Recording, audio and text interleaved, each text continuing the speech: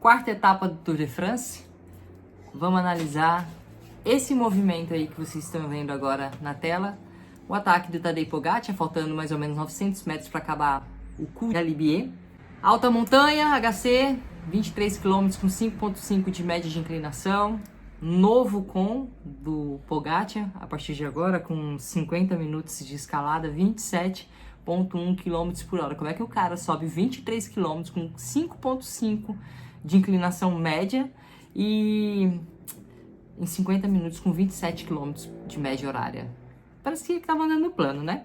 Mas não foi só ele não, porque ele teve um trabalho muito árduo da sua equipe também, que isolou, literalmente, Tadej Pogačar de grandes adversários, inclusive Jonas Vingegaard de todos os seus gregários. Bom, a etapa de hoje foi uma etapa de alta montanha, como eu falei, com 3 subidas. A primeira subida com 39 km escalando, com 3,7 de inclinação média. A subida seguinte, 8 km com 5,9 de inclinação média. E a última escalada do dia, uma montanha HC, ou seja, uma alta montanha, né? Apesar da chegada não ser ao alto, a escalada épica do Col de Galibier com 23 km. Vou começar primeiro falando sobre o movimento, depois eu dou ali um resumo para vocês. Aliás, vou passar primeiro o resuminho ali. Como eu falei, a UAE conseguiu isolar o Pogačar dos seus possíveis principais adversários, principalmente o Vingegaard da sua equipe. Quando eu falo isolar, não é isolar de deixar ele sozinho, mas de dar uma bela machucada no Primož Roglič, por exemplo, no próprio Vingegaard, o Geraint Thomas já tinha sobrado, o Pidcock sobrado muito antes, o Bernal também já tinha sobrado.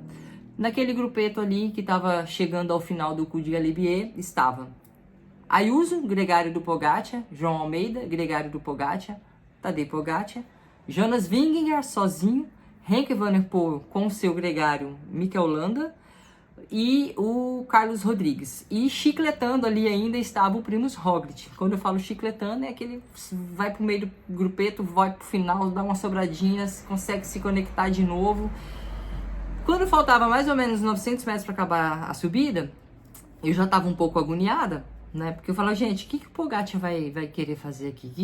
Porque a gente sabe que o Vingegaard não está ainda na sua melhor forma física, devido a tudo que aconteceu com ele, e que o Pogačar tem que aproveitar essa primeira semana e segunda semana para colocar tempo no Vingegaard, para dar uma machucada nele, ou vai ficar esperando o cara crescer, né? Eu falei assim, o Pogačar tá de brincadeira, tá acabando a montanha, não vai fazer nada, né? Vai esperar o quê? Vai esperar o Vingegaard crescer ao longo das etapas?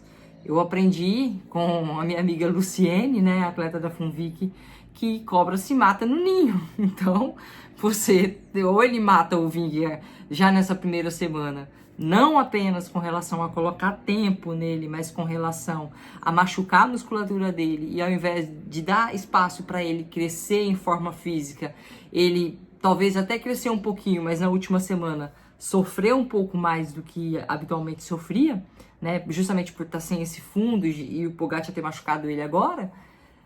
Ou ele vai fazer o quê? Até que atacou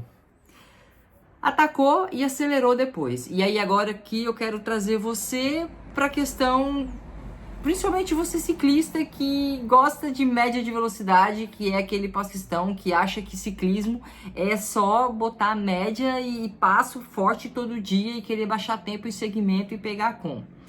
O ciclismo competitivo, ele é um pouco diferente.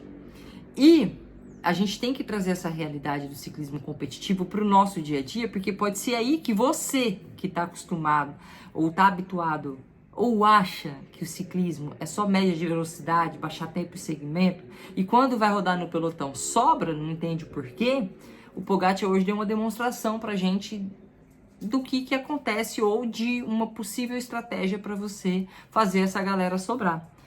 23 km, mais precisamente 22 km subindo, tava um ritmo intenso, como eu falei, o Roglič estava chicletando ali no pelotão, mas estava ali, ia picando aos poucos. Faltava 1 km para acabar a subida. Se mantivesse aquele ritmo, ou se mesmo que o Pogačar pegasse e acelerasse, só acelerasse, mantendo no passão, Possivelmente o Renko ia passar com ele, o Ayuso, o Vingegaard, talvez até o Roglic passaria, mesmo chicletando passaria. O que o Pogacar fez?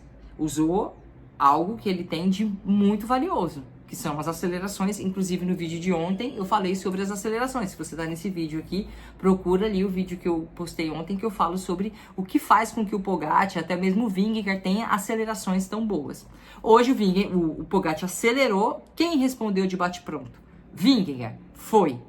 Cortou um pouquinho, mas já se conectou na roda do Pogacar. O Renko tentou vir, não conseguiu, não tinha uma potência tão alta naquele momento mais.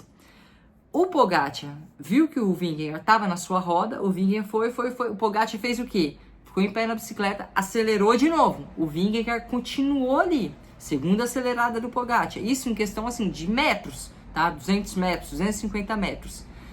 Sentou o Pogacar, entrou numa curva, saiu da curva, acelerando em pé de novo. Ou seja, um outro, digamos, 50 centavos de ataque, porque o primeiro foi R$1, né? Aí ele foi machucando o Vingegaard até que o Vingegaard cortou, explodiu. Passou ali na alta montanha com mais ou menos uns 5 segundos de diferença do Pogacar. Ou seja, talvez em 500 metros, ele ficou tão machucado nessas acelerações, em 500 metros ele tomou 5, 6 segundos do Pogacar. E aí começou a descida do dia, 20 km descendo, o Pogacar sozinho lá na frente, o Vingegaard no meio. Agora já vem um resuminho ali do que foi a chegada, tá, pessoal?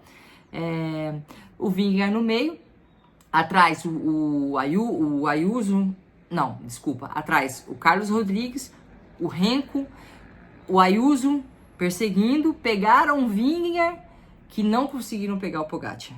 No final do dia, o Pogacar colocou de diferença para esse pelotãozinho que estava buscando ele ali, 34 segundos. Hoje ele está a 45 segundos na frente do Renko, que é o segundo colocado do Tour de France, 50 segundos na frente do Vingegaard, que é o terceiro colocado, mas mais por questões de bonificações que ele pegou no alto da montanha e ao vencer a etapa, do que de diferença. Mas fato é que para o Pogacar, para o seu grande adversário, o Vingegaard, na descida, ele colocou ali mais ou menos 29 segundos. E agora? A gente tem o Pogacar com uma diferença de tempo, a maior diferença de tempo do Pogacar para o Vingegaard dos últimos 3 anos, nas últimas 3 etapas do Tour de France. Principalmente tendo o Pogacar como um GC. Vale lembrar que nos 2 últimos anos que o Vingegaard ganhou, no ano passado o Pogacar sequer pegou a camisa amarela. No ano retrasado ele ainda chegou a pegar, no ano passado ele nem pegou. O Vingegaard vai crescer ou o Pogacar vai machucar ele a ponto de não deixar ele crescer? A gente vai ver isso nos próximos dias, nas próximas semanas. Tem ainda um contrarrelógio essa semana e a próxima etapa de montanha só vai ser na semana que vem. Eu, Cris, acho que o Vingegaard pode crescer um pouquinho ainda, mas ele ainda vai ter muita dificuldade nesse Tour de France. Eu acho que o Pogacar ainda coloca uns 3 minutos de diferença no Vingegaard, que o Vingegaard não vai ter condições de tirar essa diferença ali nas 2 últimas etapas, que são as mais duras. Ou seja, eu aposto na vitória do Pogacar para o Tour de France? Eu aposto. Vamos ver o que vai acontecer, tá? Voltando então, você ciclista que pensa em média de velocidade e que em alguns momentos entram em dificuldade quando vai pedalar em grupo, comece a considerar de forma muito séria a possibilidade de você começar a fazer treinos intervalados, porque é o que vai te trazer um diferencial. Essa escalada do Col de Galibier, com certeza foi intensidade ali de FTP, né? 50 minutos escalando, alternando em alguns momentos, principalmente na parte final, um VO2 e acelerações máximas. Ter um bom FTP é bom, ou seja, essa passada constante é boa? É, mas muitas vezes o que vai te colocar na ponta é a sua capacidade de aceleração e também a sua capacidade de se recuperar entre essas acelerações. Algumas pessoas têm uma capacidade maior, outras menor. O passo, você largar um pelotão no passo é bem mais difícil. Agora acelera, para, você vai machucando o pessoal e é aí que você tem a possibilidade maior para se destacar. Gostou desse vídeo? Gostou da forma da análise da etapa e também trazendo para vocês aqui alguns insights da performance desses atletas para você colocar no seu dia a dia? Comenta aqui nos comentários o que você achou dessa etapa, o que você achou desse vídeo, eu estarei lendo todos. Um grande abraço e até a próxima. Tchau, tchau.